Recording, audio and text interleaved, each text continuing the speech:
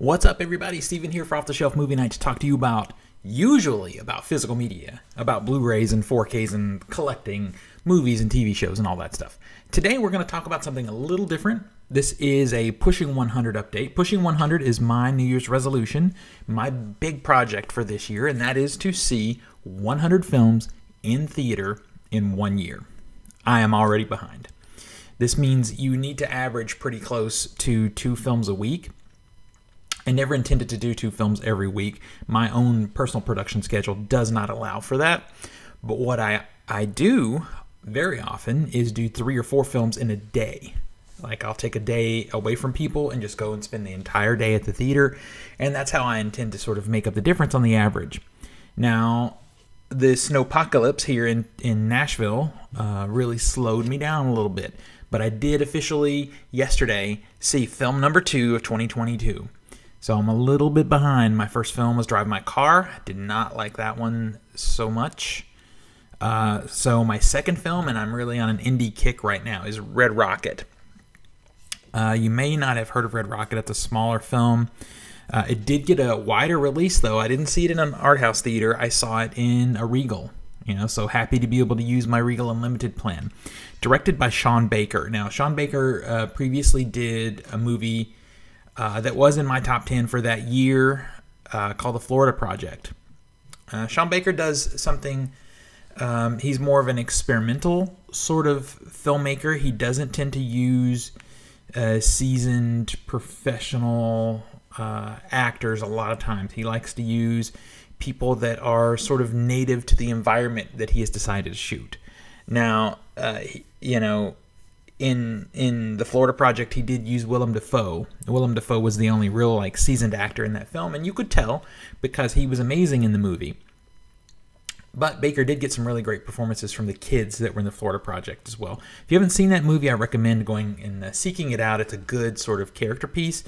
And Red Rocket is also a character piece. So Red Rocket tells a story. Let me just get the guy's name for you because I can't suddenly, for some reason, I'm forgetting the character's name. It tells the story of Mikey, who has come back to a small town in Texas where he was from to reconnect with his, well, I was going to say ex-wife, but she's not really his ex-wife because apparently they never got divorced.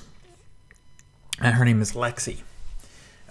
Mikey shows up in town beat up, and he's got a pretty extravagant story for what happened to him.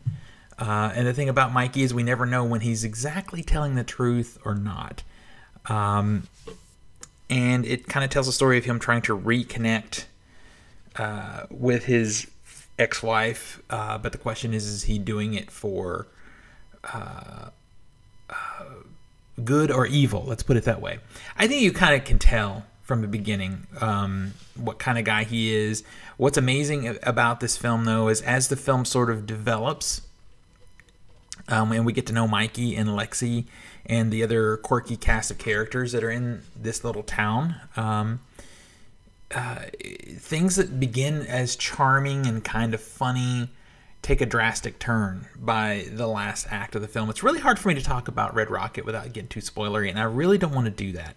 This is one of those times, a lot of times I'll suggest you go and watch a trailer, or don't watch a trailer because they spoil too much, but I think watching the trailer for Red Rocket is a good idea. It gives you a feel for it. It's an A24 film, and if you're like me, A24 is the jam. Even if I don't end up liking an A24 film, I do appreciate what they did. I didn't like a few of their films in recent years. I didn't like them, but I did respect them still.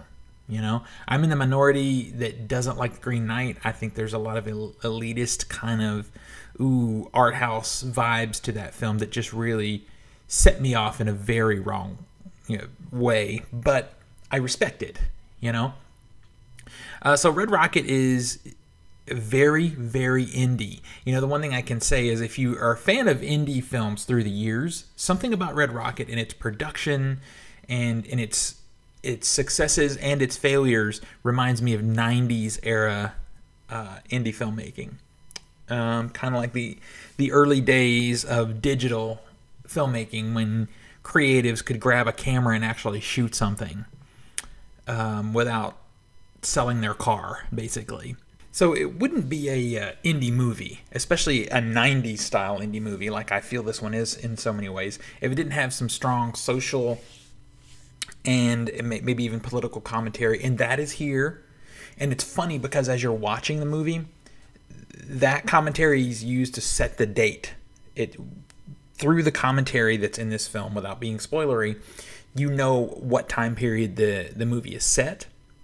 And it's funny because at the end of it, as you're seeing some of the things that are precisely placed in the film for that sort of socio-political commentary, it's feeling on the nose.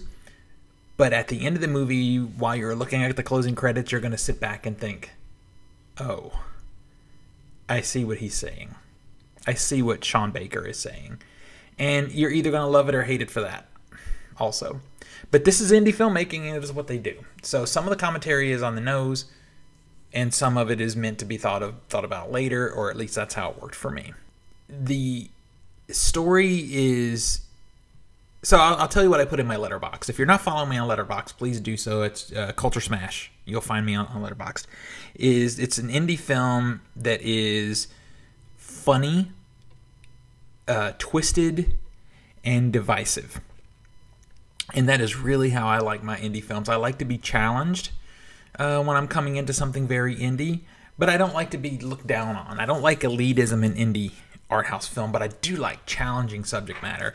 And this movie is very challenging, and wow, I really want to talk about some things in it, but I just can't because I went into it not knowing a lot other than what's in the trailer, and I think it really helped my enjoyment of the film. So I don't want to spoil it for you.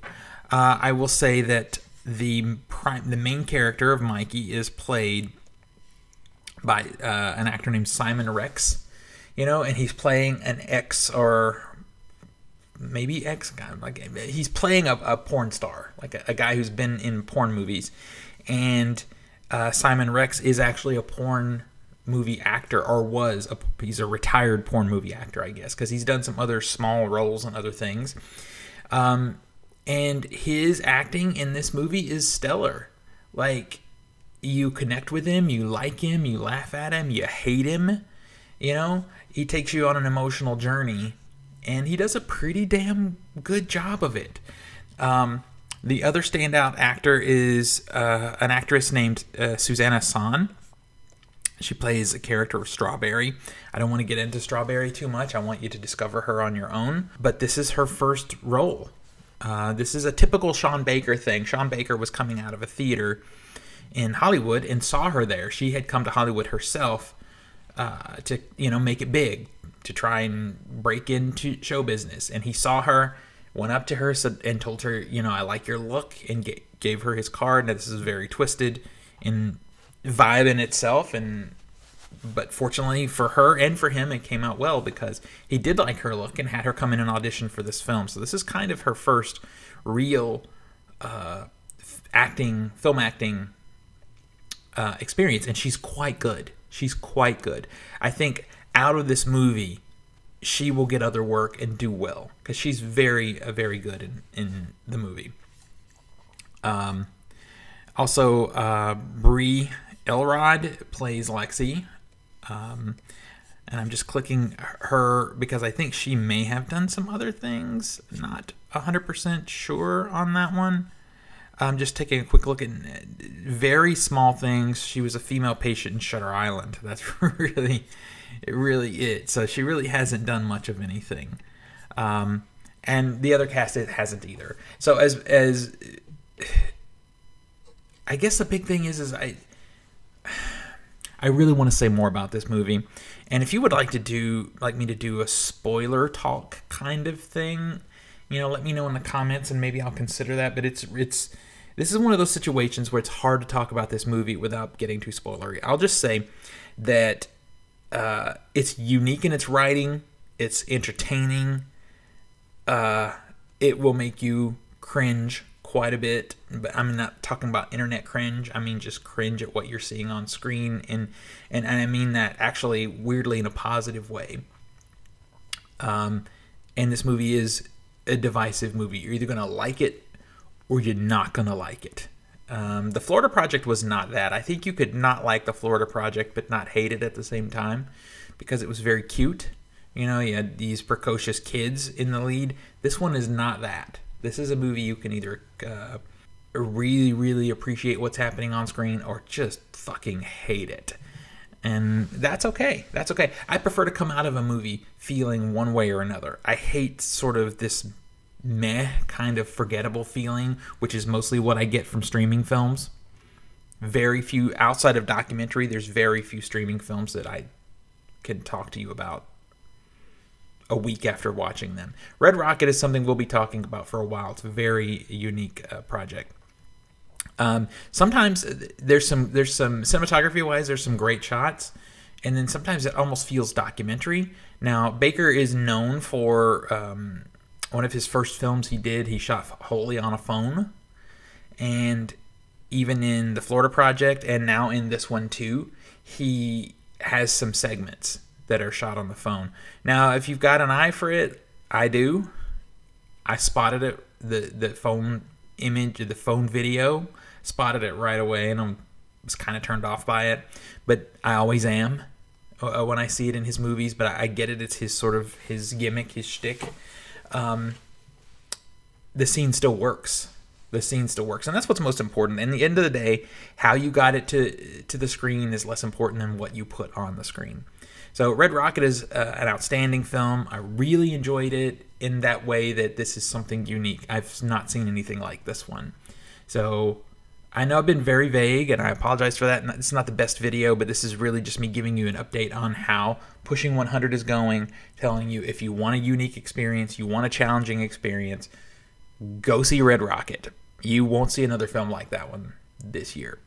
Until next we meet, pull something cool off the shelf, share it with your friends and family, and remind them why physical media is the best way to watch films and TV. I'll see you guys on the next one.